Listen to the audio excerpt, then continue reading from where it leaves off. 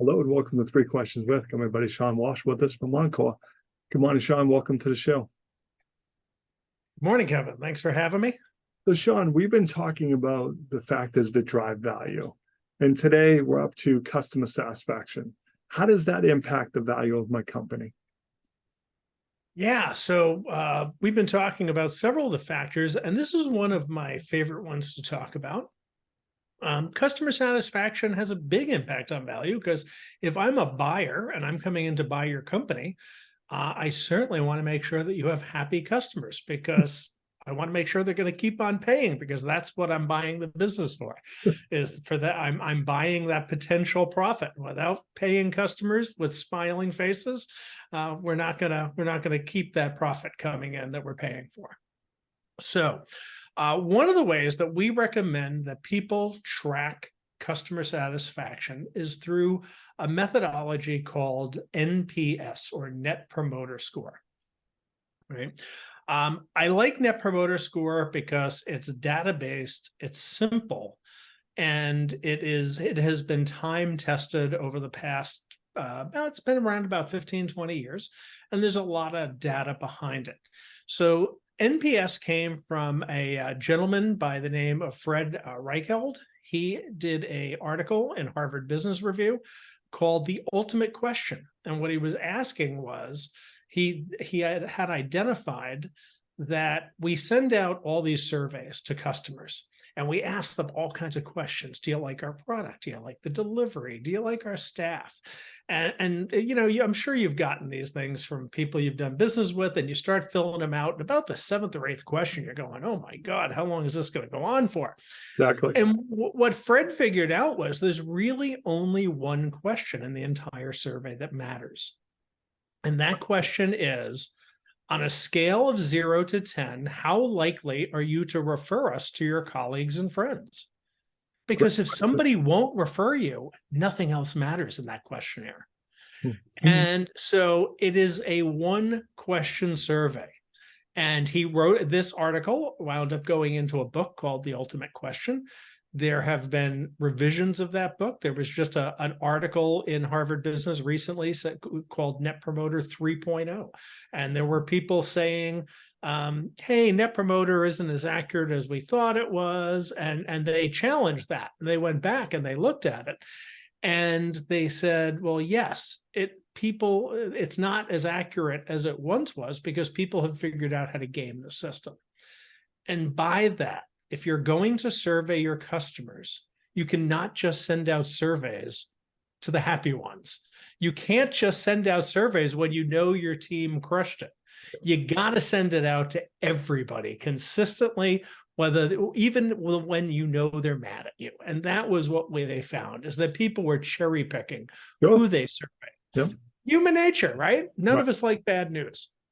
So at the heart of Net Promoter, what we have is that we want to have people score their likelihood of referring us on the scale of 0 to 10. And the idea here is that if they score you a 9 or a 10, they are what's called promoters. They are actively out there. When their friend says, oh, you know, my computer's not working, and they go, oh, your computer? Oh, you got to talk to the people at ABC company. They're awesome. That's who I use. You should be using them. They are actively out there promoting your business to people. Very much, you know, what you do, Kevin. I mean, they're out there, making network connections. Yep. Okay. If they score you a 7 to an 8, that's what we call a passive score. That means they're not out there promoting you, but they're not out there saying, ooh, don't do business with these people. They're kind of neutral.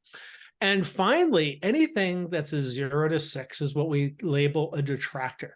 These are people who may be actively doing damage to your brand. They're out there telling people, when their friend says, oh, my computer, they say, hey, whatever you do, don't use ABC company. Yep. So we want to know where these people fall. So obviously we can get feedback, make correction. But what we do to score this is we basically, we take our number of promoters, we cross out the passives, and then we subtract our detractors. So sometimes when people first do this, they get a little panicked because they see scores of 40 or 50, and they think, well, that's horrible. Yeah. But actually, in the Net Promoter world, that's pretty good. I mean, Apple is considered one of the best companies out there, and I think their Net Promoter score is around like a 69 or a 70. So you're not going to get like super high numbers. This isn't like, a test that you would give to one of the college students. Yep. But it has been proven to be a very accurate score. Now, one of the things that you want to make sure when you're using Net Promoter is you want to make sure you're getting a good sample size. For this to be accurate, you want to be getting about a 40% response rate, which is a little on the high side, but because it's a one-question survey, the likelihood of people filling it out is much more likely. For an example, when we used this in my prior company, we were an IT services company. At the end of every service ticket that our technicians completed, there was an email that people got. It said, please click here to close your service request. We didn't say fill out a survey. We said, can you close the service request? Because we didn't want to close it without knowing that we did okay. Yep. And they got, based on this experience, how likely are you to recommend us? And they would score, and then that would trigger a workflow that would close the ticket. So we got a good high response rate. We were actually up in the 60 percentile, which is high for a survey. But a lot of that had to do with how we sent it out and how we worded it.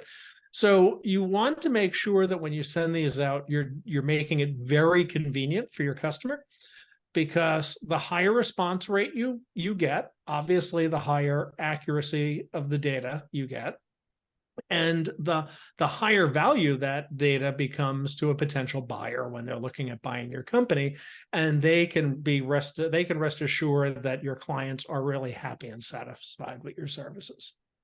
Shawn, I have a follow-up question. Are these surveys anonymous? No, they're not. I mean, there are systems that might allow that. Usually, because we were tying it right to a service request, we would know exactly who it was. But how about if you were just sending them out to all of your customers? Hey, we're just looking for feedback. Would you choose to do it anonymous so that, geez, I don't want to hurt Shawn's feelings, but I like to tell him what I think without him calling, Kev, you mad at me? Well, two things. One, I probably wouldn't recommend that, because I would want what you might want to do is preface it and say, please, we know we have a great relationship with you, but we want to know where we need to work on. Please be constructive in your criticism. You could phrase it like that. Yeah. Because if somebody scores this low, I want to have a conversation with them, not to say, oh, you're a jerk, you gave us a low score, but I want to say, hey, where did we screw up? And in your experience, where could we have done better? So I would probably not recommend that. But Kevin, to your point, here's one thing that we did figure out. Every now and then, we would have a client who would call us up and say, hey, we're done with you guys. We're going to your competitor. Yep. We're terminating our services. And I'd go, oh my God, what did we do wrong? Well, and they'd give us a bunch, of excuses. But then I'd go back into the past surveys, and I would find that they had answered hundreds of surveys over the years, and they scored us, a 10 out of 10 every time, or a 9 out of 10. I'm like, okay, you're firing us, but you scored us perfect on every survey you did. Why didn't you give us some feedback? But when I looked at the dates of the surveys, what I found was they would respond to all the surveys, and then maybe a few months before, they'd stop responding. So my caveat to NPS is that I have learned from experience is you not only have to look at who is responding to your surveys, but you should set up triggers to alert you if somebody has been regularly responding and then stops. Yep. Because people love to praise us when we do well, but they hate to tell us when we've screwed up. Yeah. So when somebody goes silent on your surveys, that's an important piece of data to have. And if you see that somebody has stopped responding, it's a great time for maybe you to set up a visit with that client and say, hey, how we doing? Right. Yeah. Yeah. It makes sense. I could see somebody being like, Shawn, I told you 100 times you're amazing. Okay. Let's just get over it too. So I could see that side, but I agree with you. I'd be concerned. Like, Kev's always given me 9s and 10s, and Kev's quiet. And I know in my life, Shawn, when I have gotten quiet, you're right, I fired somebody right after. Yeah. I'm the same one. I mean, if I'm happy done. with somebody, I fill out the survey.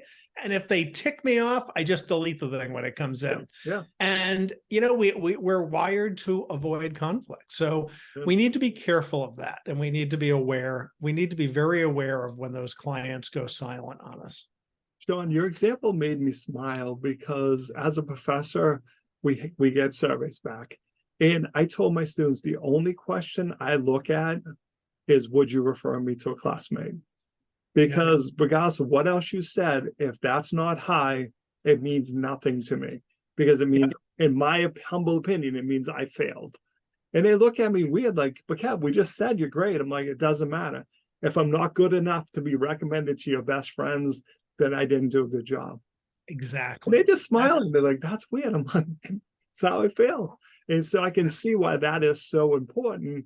And especially if, like you said, you know, you need those people who are out there anytime your name comes up. And I never really thought about the negative people, like, well, anyone about the company I'm using, you know, I mean, that can have a huge negative impact. And it made me laugh, Shawn, because I had a situation a couple of weeks ago. Someone wanted to join my networking group.